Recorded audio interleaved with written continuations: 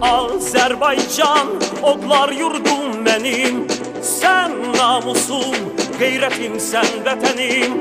Sən namusum, qeyrətimsən vətənim.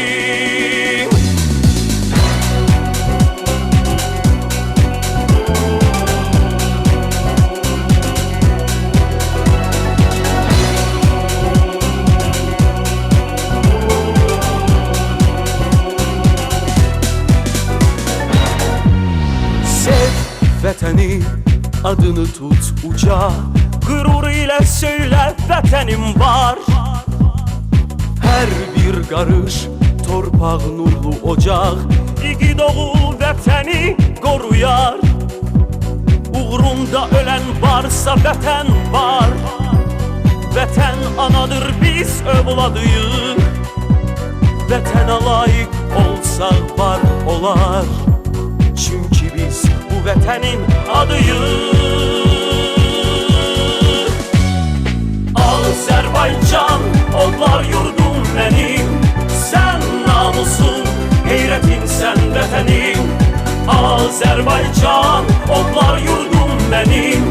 Sən namusum, qeyrətimsən vətənim. Sən namusum, qeyrətimsən vətənim.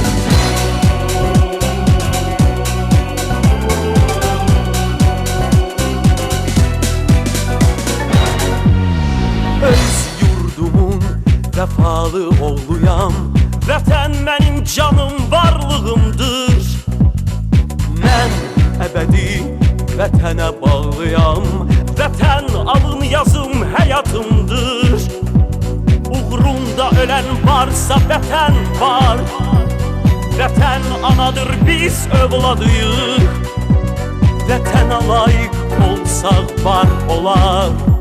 Çünki biz bu vətənin adıyıq. Azərbaycan, odlar yurdum mənim. Sən namusum, qeyrətimsən vətənim. Azərbaycan, odlar yurdum mənim.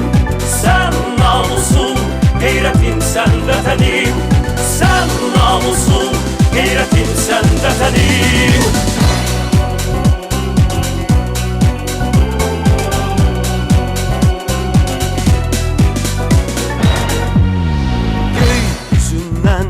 Duman çən silinər, Zəfərlə yürüş edərik biz.